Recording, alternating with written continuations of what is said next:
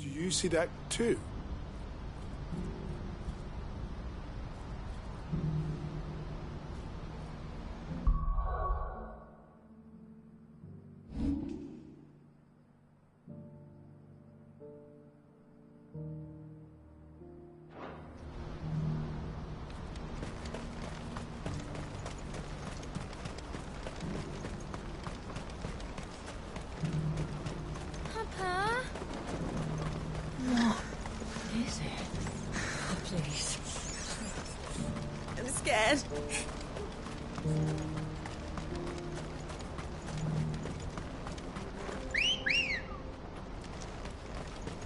Ready, go? Yeah!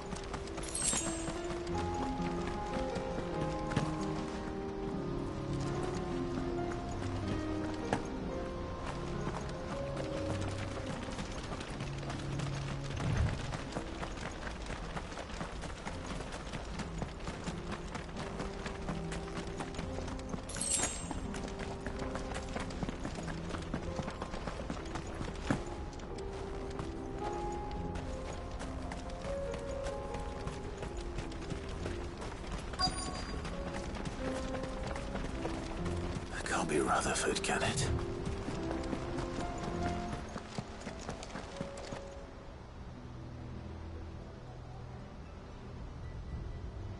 Turncoats and cowards, the lot of you!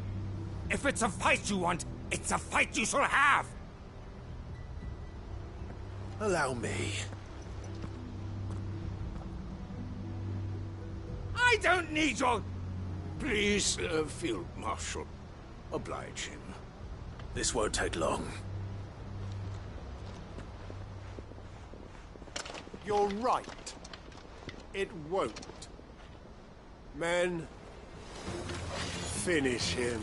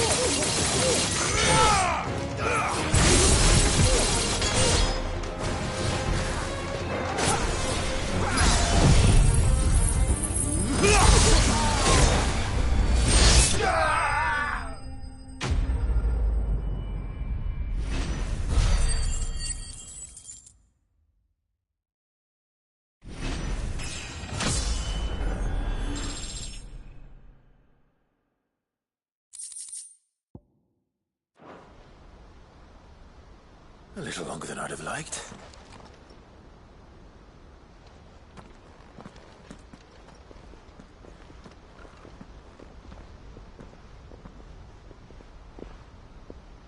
Field Marshal Havel, I presume. Are either of you injured? No, my lord. You arrived just as our escort turned on us. Fucking traitors. I'd heard reports of soldiers in the outlying regions abandoning the oaths they swore. But I hadn't thought the corruption had reached so close to the heart of the Republic. It's a fucking disgrace. Your interfering old bastard of an uncle tried to warn me, of course. My lord Marquis. Or is Sid the Outlaw more to your liking? Call me what you want. It doesn't change who I am, or the urgency of the message I bring. My uncle has a plan to right the realm, and he needs your help to see it through. Before I agree to anything, I'd have you answer one question. What do you stand to gain from all this? I won't deny that I might benefit from further chaos. But I seek a new beginning for all of us. And while the choices I've made may not always have been the right ones, I know I made them for the right reasons. For so long, so many of us have been told how we could live, how we could die, when it should have been our decision all along. Now we have a chance to put things right. But in order to take it, we must stand together. Even if it be beside those with whom we don't see eye to eye.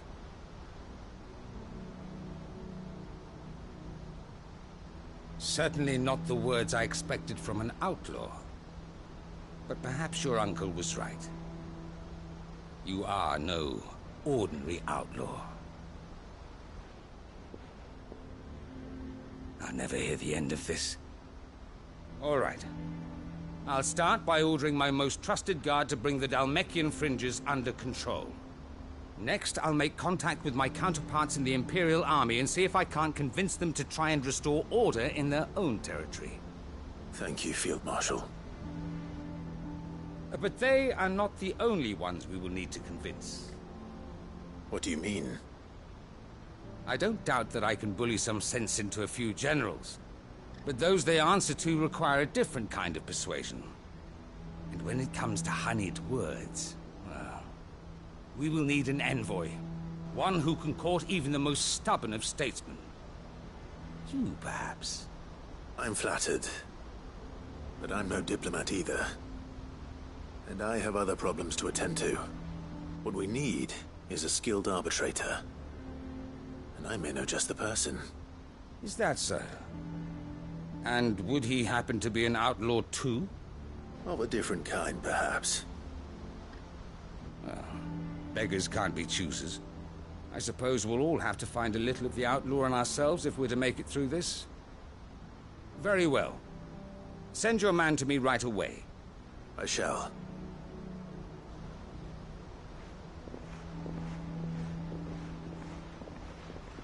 My Lord Marquis. Your Lord Uncle bade me escort the Field Marshal to his manor in Port Isolde. And I will see that my associate joins you there. Very good, my lord.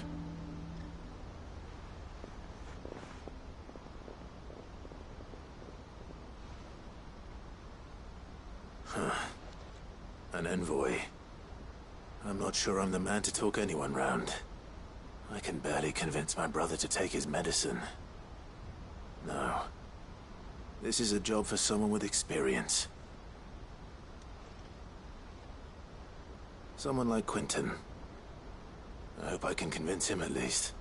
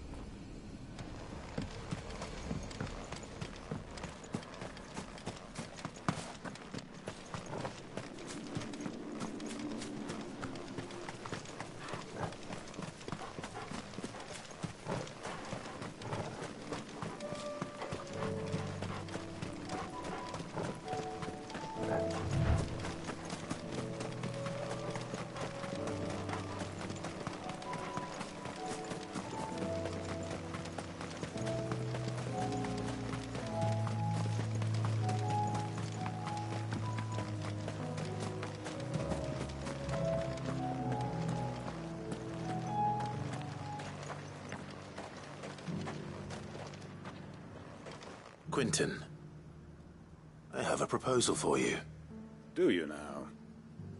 Something tells me you'll be asking more of me than a cask of Gotand gold.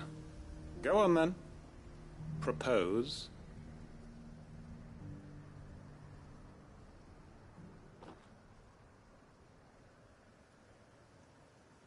You'd have me convince the chiefs and chamberlains of the realm that they should simply swallow their pride and do the one thing that has proved impossible for thousands of years. Was there anything else? Perhaps I can fetch you a meat pie as well. I know it's a lot to ask, but I can think of none better suited to the role. And you'd have me give up what little I have left to do it. I told you, Clive. The people of Lostwing are my family, and I cannot abandon them. You'll have to find someone else. I'm sorry to hear that. So am I. And why might that be? What he's asking. How's it any different to what you've done so far? They want you to speak for those who can't speak for themselves. That's what you do best. If it's the vineyard you're worried about, we'll see that the grapes are picked and the tons filled. You know we will. It's not that. Then what is it? You said yourself we're family. Don't you trust us? You know that's not what I'm... Then what are you saying? That only we are worth saving? Why turn your back on everyone else? You convinced us we could build new lives for ourselves, and if you can do that, who's to say you couldn't convince the entire realm? A stirring argument. I fear that any rejoinder I make might fall somewhat flat by comparison. So you'll join us? Where do you need me? Field Marshal Havel will want to speak with you in person. He's currently in Port Isolde. I can arrange for a party of Cursebreakers to accompany you there. That would be very much appreciated. I hear the roads are far from safe these days. Hopefully not for long. My uncle will want to know that his plan is taking shape. Any statesmen we speak with are liable to resist our entreaties if they feel that what little power remains to them is at stake. They must be dealt with skillfully. I shall not repeat the errors of my past. Reckon Master Quentin could argue an egg back up a hen's quim if he set his mind to it. Quentin's gonna build us new Lostwing, and I'm gonna help. We may be bruised, we may be battered, but we won't stop fighting. Master Quentin needs us now more than ever. I made sure our fallen comrades were laid to rest. And they can rest easy, knowing that their sacrifice wasn't in vain. That justice was done. As for us survivors, well, we've just got to keep at it. Keep the family together. For their sakes.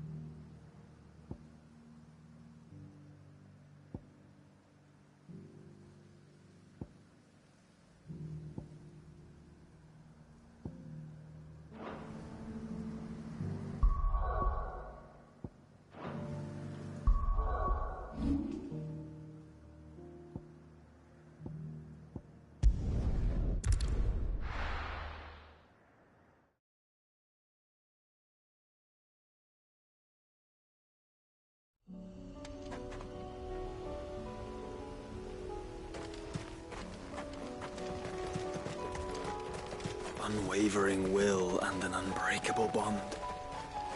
Do you really think we're strong enough? To save the world? Of course. To have overcome Father's political enemies? Of that I'm less certain. Especially knowing what we know now. What Mother was truly capable of. But perhaps these bands would have helped. Knowing he was with us would have made all the difference.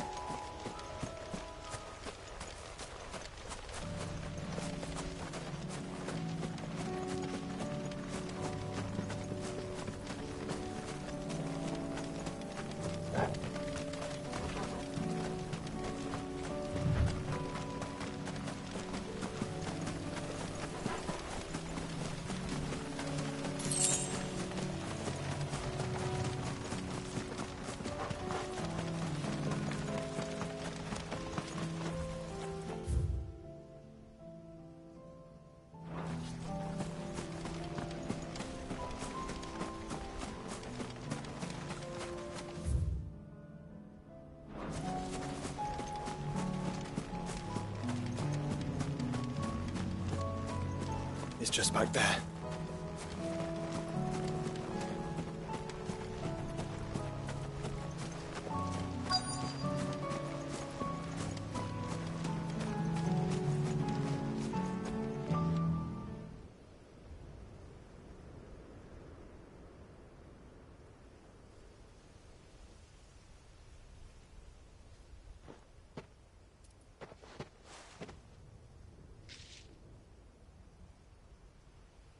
Father always fought for what he believed was right. It wasn't until that night at Phoenix Gate that I realized I had never fought for anything. I always had someone else to do the fighting for me.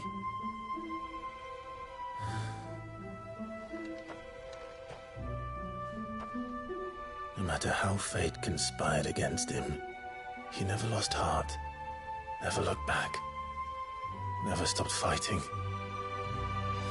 To me, he was the greatest of men. And I've been trying to live up to his ideals ever since.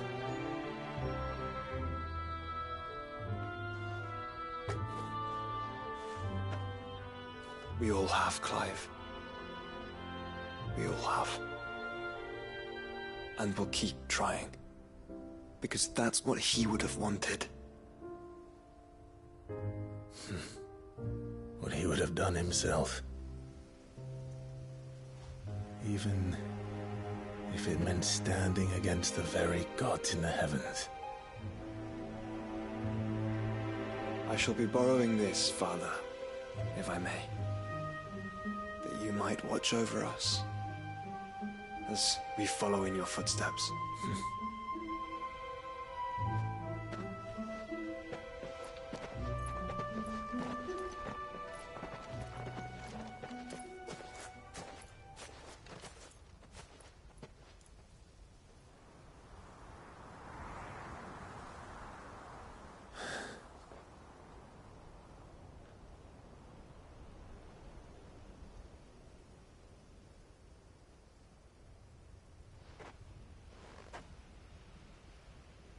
We won't lay you down.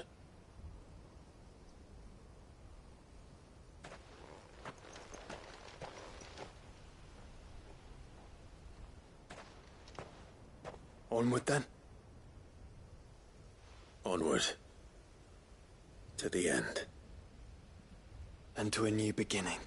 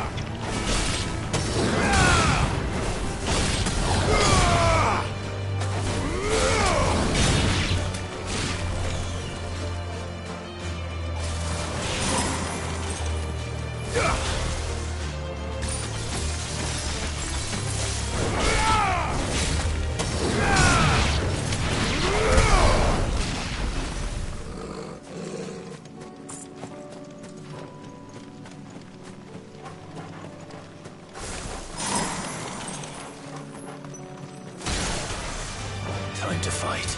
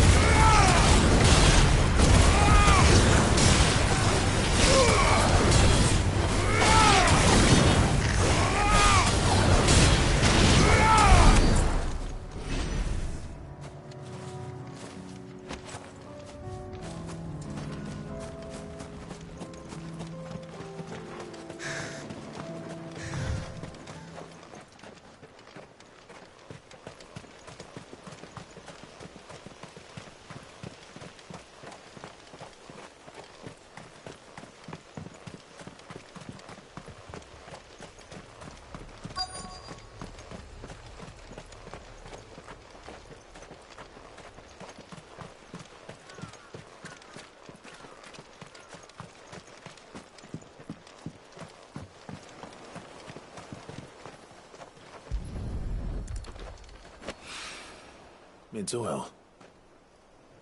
After what happened here, it's a miracle there was any left at all.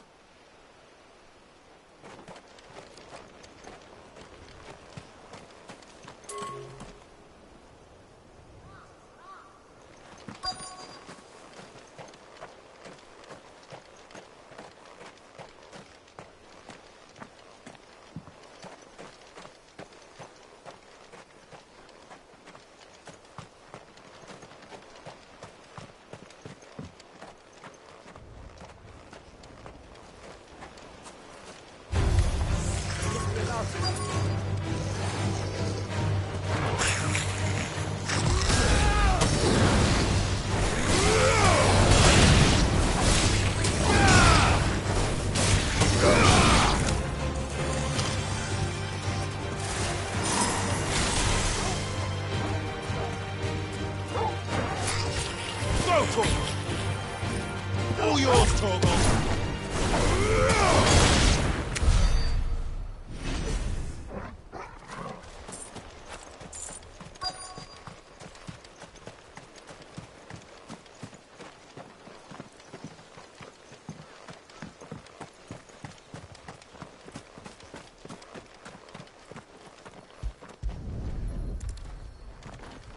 I better get these materials to Mid so she can finish her prototype.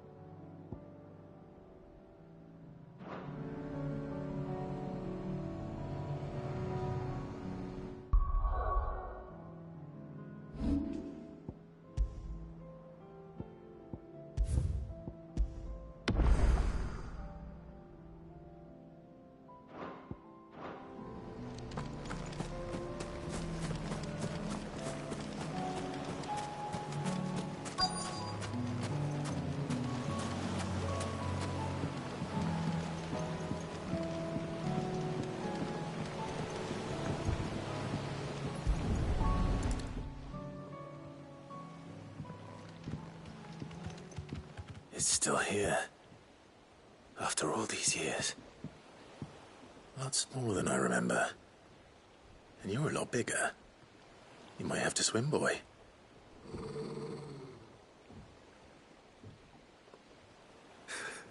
I wasn't being serious. You two go on without me. I doubt that boat will hold a third. If you're sure, we won't be long. Hop in, boy.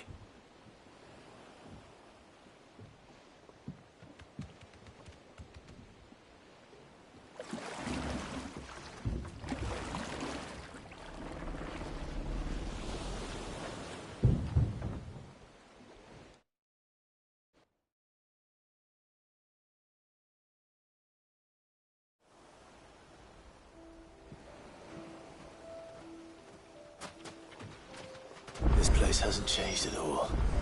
The rookery's right through those trees. Come on.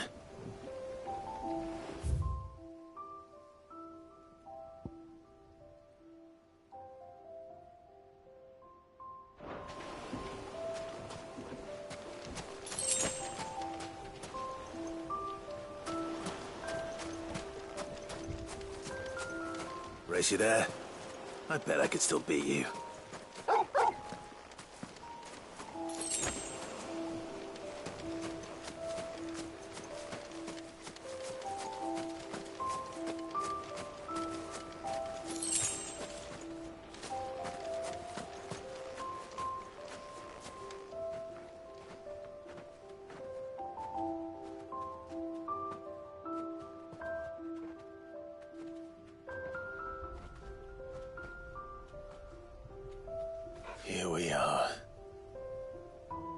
This was our hideaway. Wasn't it, Torgal?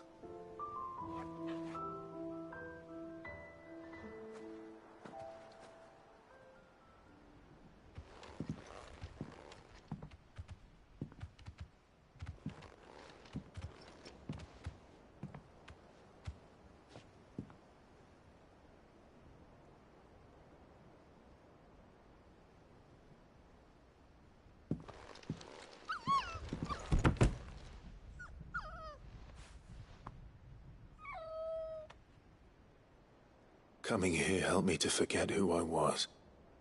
Or wasn't. Prince, shield. Son his mother could love.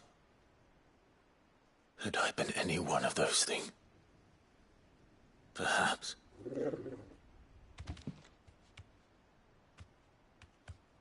What is it, boy?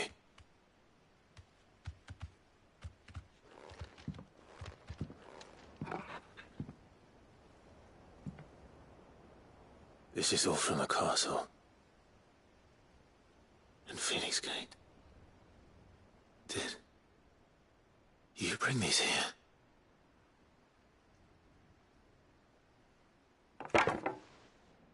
My sparring sword.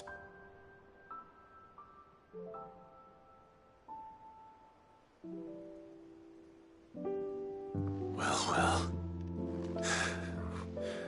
You never stopped looking for me, did you, boy?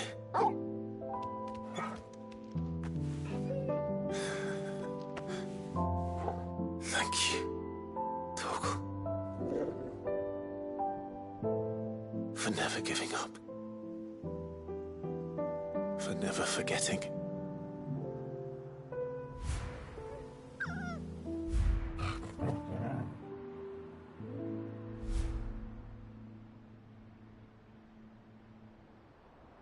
Let's take this with us, shall we? So I don't forget either.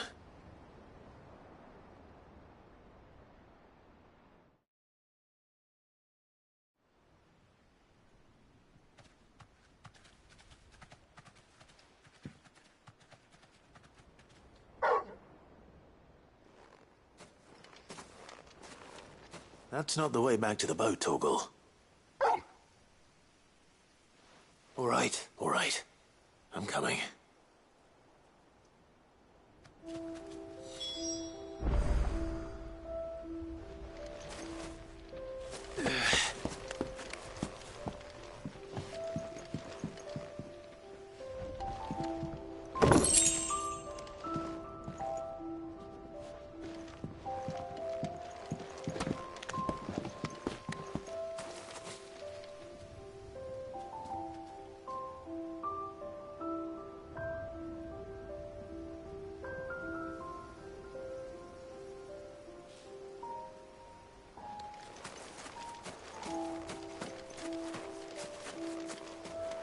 I think I know where we're going.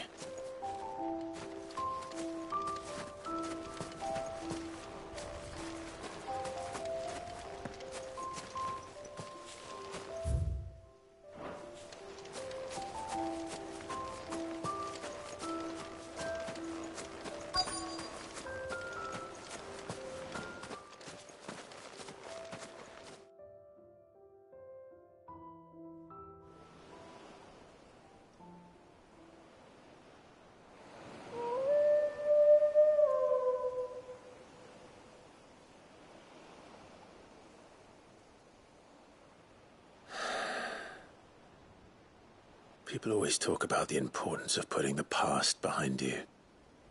But without it, we wouldn't be who we are today. And we certainly couldn't steer our way to a better tomorrow. Come on, Torgal. Let's go home.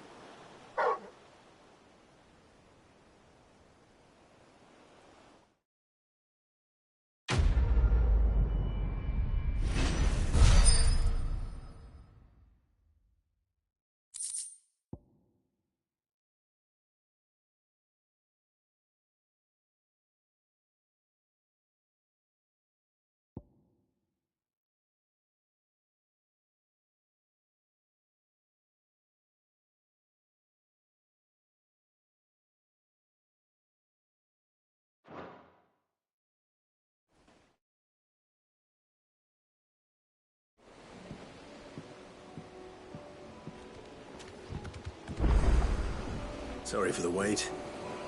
We're ready.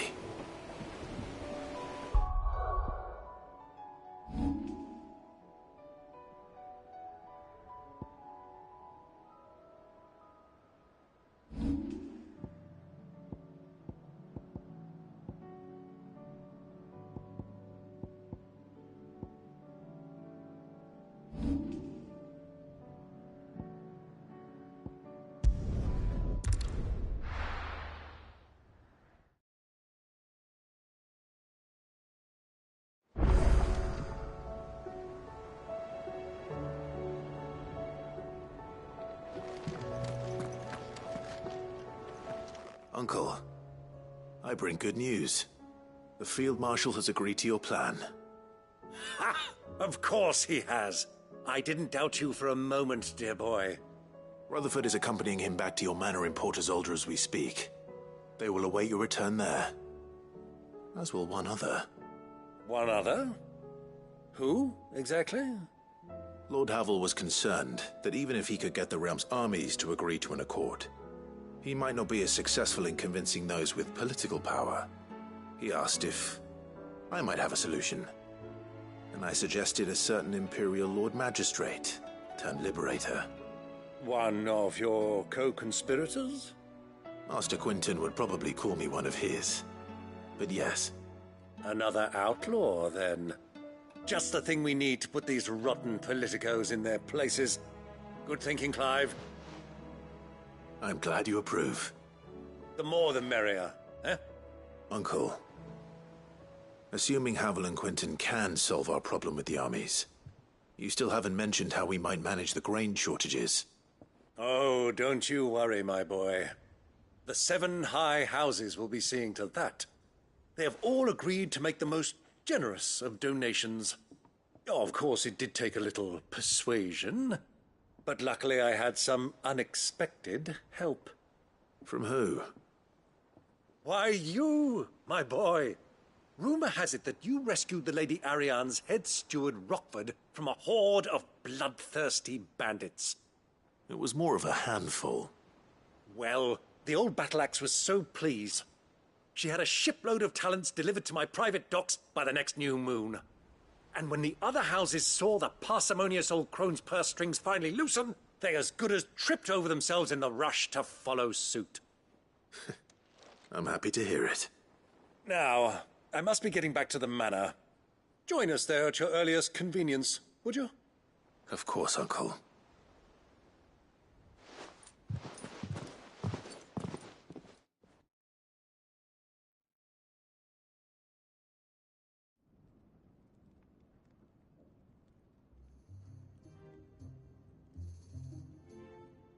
And how, pray tell, will we get that grain to the capital if the roads are still overrun with Akashic? You'll find another bloody road. I only have so many men, and I'm not about to send them headlong into an ether flood. That is, unless you'd have them turn as well. Well, I'd certainly eat less. Says the man with a belly bigger than a band of curls. My soldiers actually need their rations. Without any food to keep them going, they'll be dead even before you've sent them on your fool's errand. If I may, gentlemen, perhaps I might suggest an alternative approach. Though supply routes are indeed disrupted, there is no shortage of ships. Indeed, they bob away in every bay from here to Randalar, awaiting a safe haven. Allow them to make port and fill their bellies full of grain. And once those who crowd the cities are fed, ferry the displaced back to the countryside to work the fallow fields.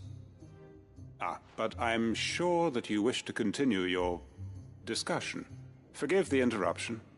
2 such firm friends as yourselves need no help from the likes of me. Rutherford spoke fondly of the great bond between you. Us? Friends? I can't stand the man. Clive, I'm beginning to question the quality of the company you keep. And what kind of company were you expecting him to keep? The man's a criminal. Criminal? How dare you? You are not fit to breathe the same air as this fine, upstanding young gentleman. Upstanding? He calls himself Sid the bloody outlaw. Once more onto the breach.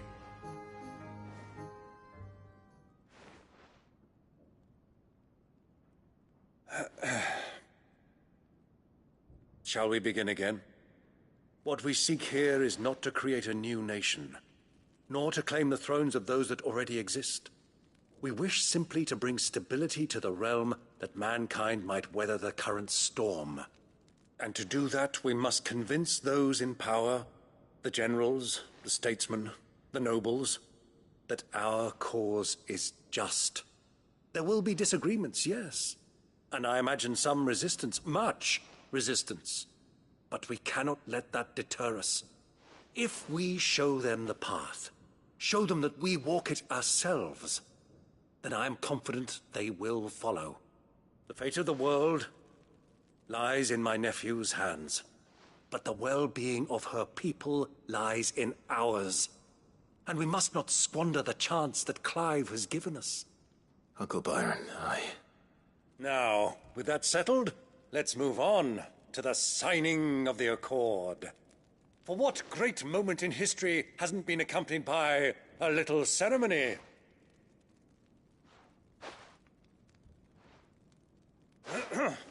Citizens of Valisthea, I present to you the Triunity. Rutherford, Mike Will.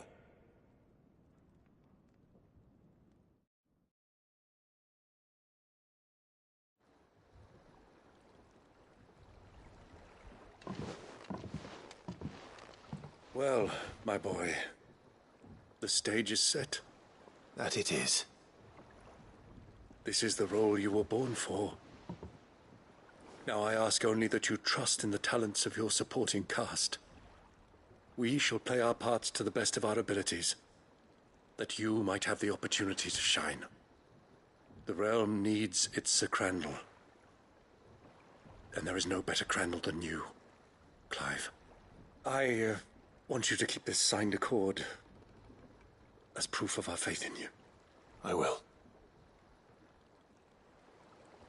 Thank you, Uncle.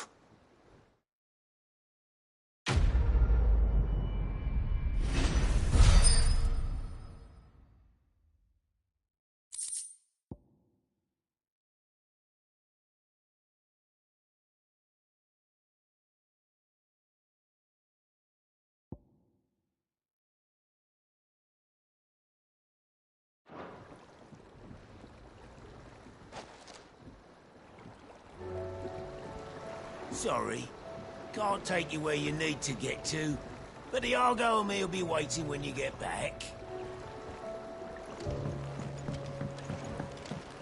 What do you think that thing is? And how the hell is Sid gonna deal with that?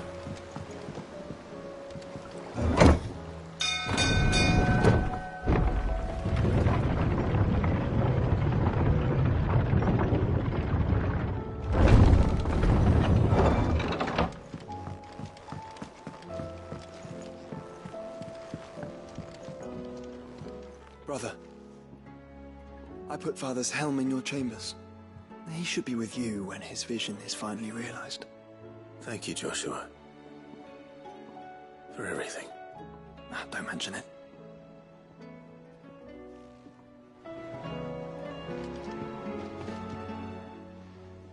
Clive.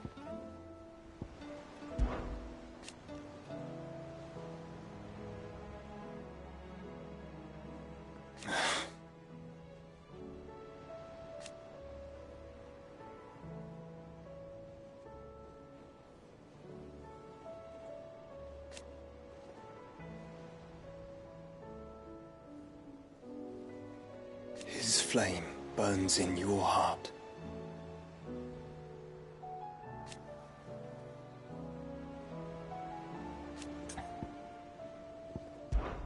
You have but to say the word.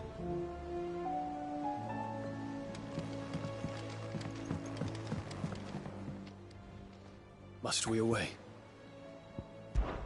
I await your word.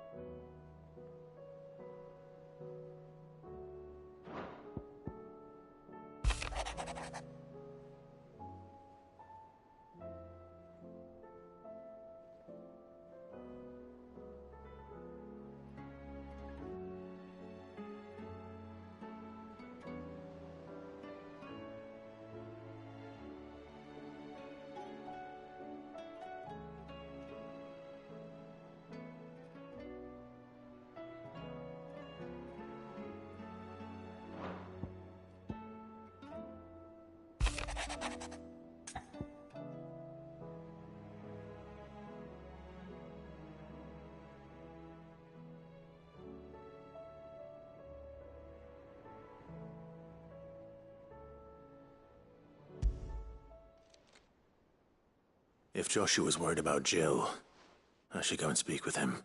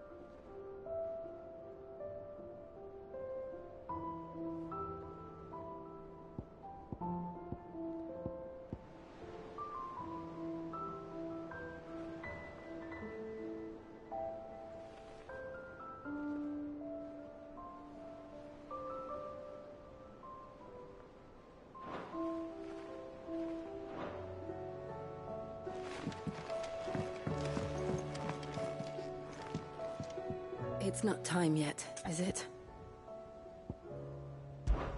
Be strong, Clive.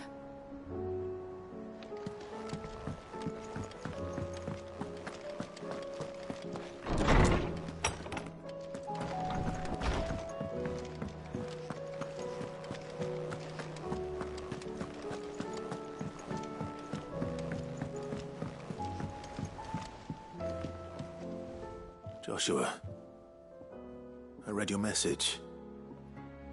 You're right. Jill is different. I don't think I'd realized how different, but since we returned from Drake's spine, I've felt it more and more. I suppose it's not hard to imagine why. She doesn't think she belongs anymore. And that's why we need to remind her she is still one of us. To let her know that we still need her, now more than ever. That you still need her. But how to do that? When last we were truly close, we were but children. Of course. Do you remember the time we accompanied Father on his annual tour of the Duchy? And Jill and I broke from the procession to ride up Man's Hill. To see the snow daisies, I remember. It was the first time Father had allowed us to join him. And when he realized you were missing, he had the entire retinue down to the pot boys combing the countryside.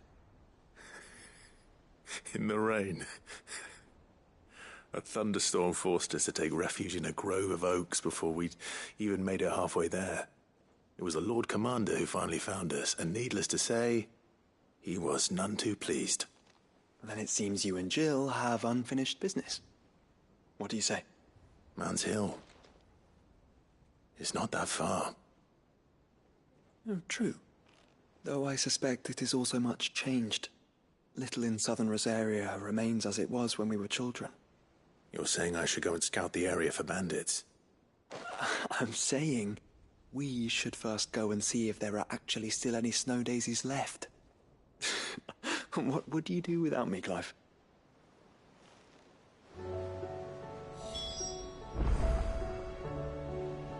I can't say my travels ever took me back to Man's Hill. I'm curious to see how it has fared.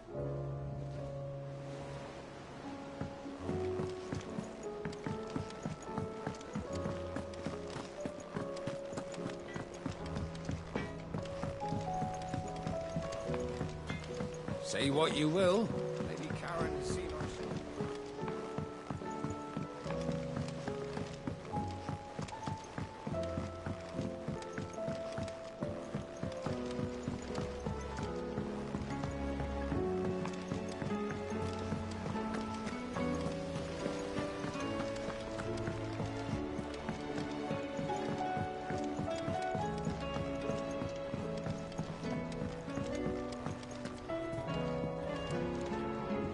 Mid, tell me this is all you need.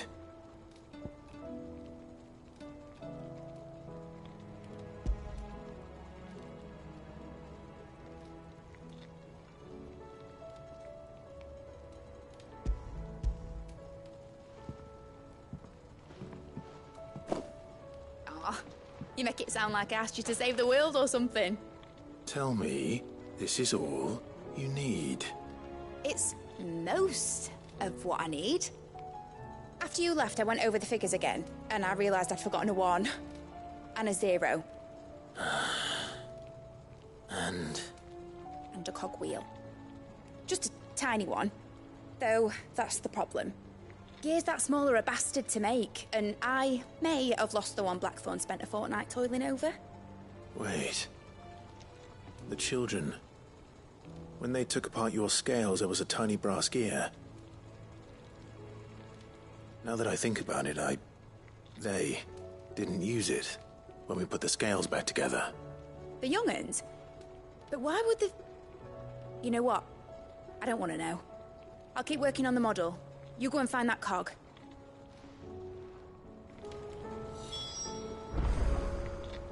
Don't look at me like that, Clive. I already apologised to Blackthorn. Miserable old bugger. Besides, you can't expect me to keep track of every nut and nail floating about this place. It's a mess.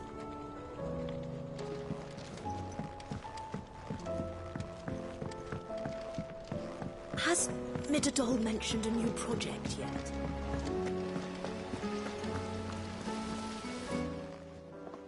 Sid! Is Mid still hiding from us? She wasn't hiding. She's fine. She's just busy working on her next project. A new invention? What is it? What is it? Is it an airship?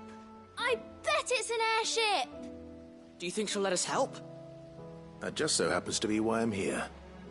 She needs something special, something only you three can provide. A brass gear. A tiny one. One that might fit on, say, a set of scales. Oh, the one you forgot! We remember. We saved it, just in case. It's in the bag of bits. Since your lesson, we've been disassembling, then reassembling everything we can find. All the pieces that are left over, we keep under our beds, just in case. That's good to know. Look! I found it!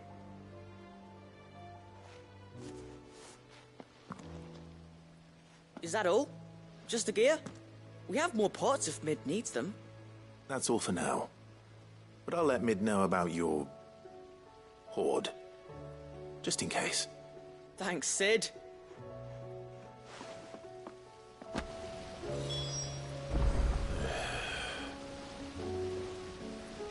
Back for another part? We've got screws and bolts and nails and knobbles and noodles and,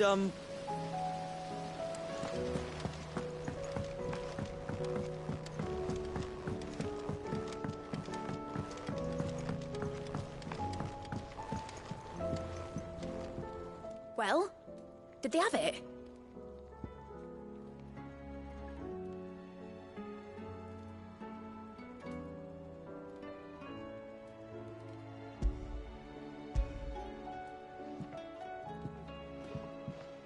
They did. And they kept it somewhere nice and safe. Will it work? Will it work? He's perfect! You're a genius, Clive. What exactly are you going to use it for? Only the most important job of all. The wings aren't going to move on their own. But with the right cog in the right place... Well, you just wait and see.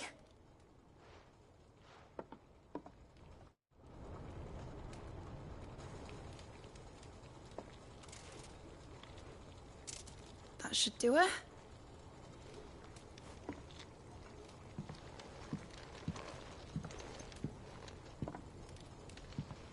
Here goes nothing.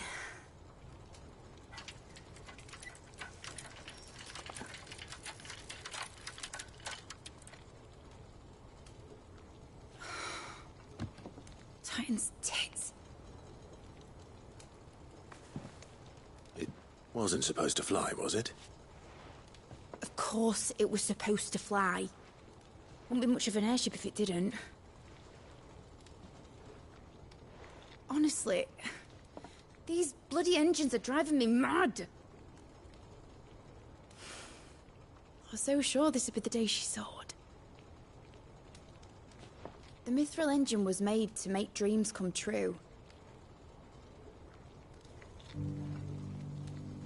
But maybe this is one dream the world's better off without. Show folk how to take flying. It won't be long till they're raining death down on each other. People will lose their homes. Children, their mums and their dads. Like I lost mine. I'm sorry. So am I, Clive. So am I. Sorry that I have to choose. Do I follow my head? Or do I follow my heart?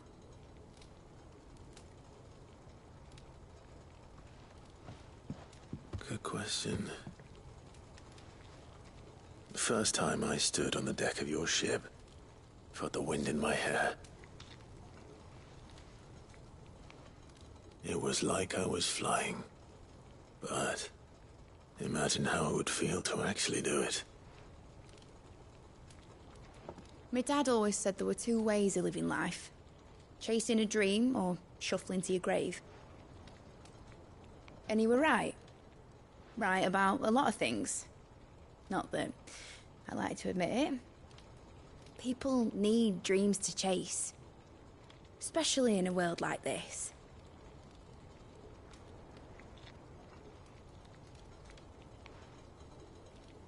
Right. When this is over, I'm gonna take all my Mithril engines to Zemeckis and sling them over the edge.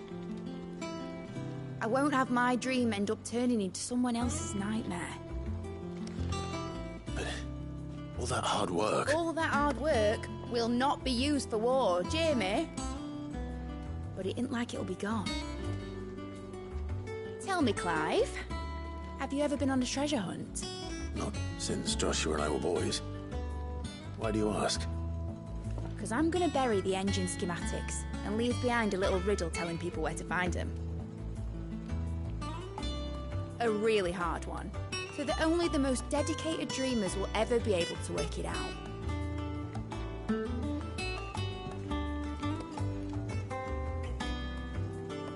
Ooh, I can picture it now. Some daft general squinting at the words with a gormless expression on his mug. Like that one, yeah. Right.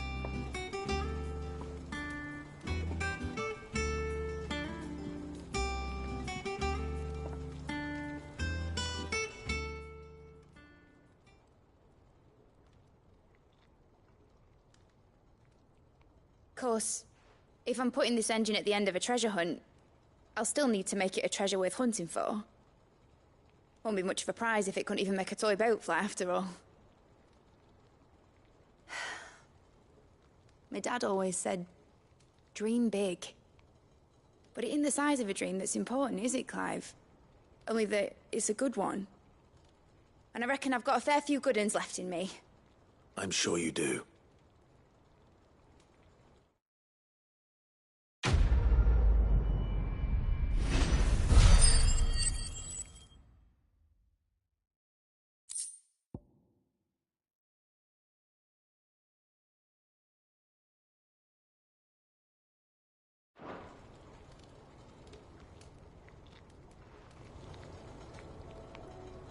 What shall I do with your model? You spent a lot of time on it. We both did. What, that old thing? Not healthy to cling to your failures, Clive.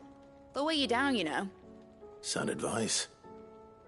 Still, I suppose my prototypes will probably be worth a fair bit when I'm as famous as Bart's the Builder. Seeing as you're always strapped for coin, suppose I can give it to you. Just make sure you get a good price when you do come to part with it. I'd say that was up to you as much as me.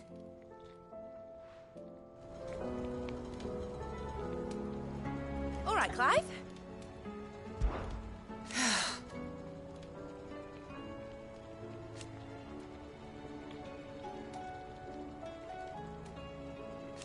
Make a name for yourself.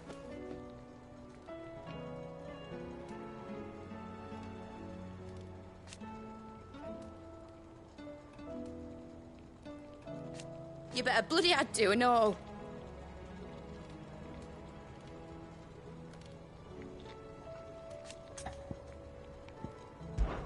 Enjoy it while you can, Clive.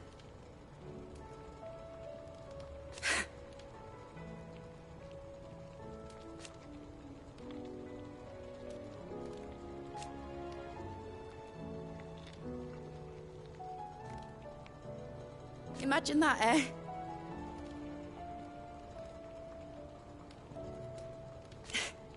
Till then, though.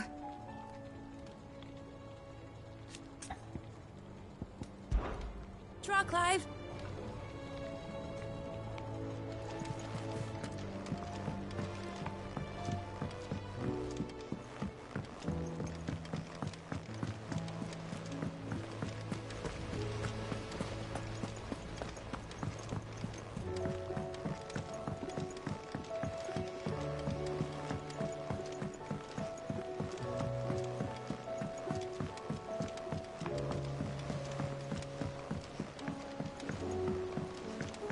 Say what you will, Lady Karen has seen herself.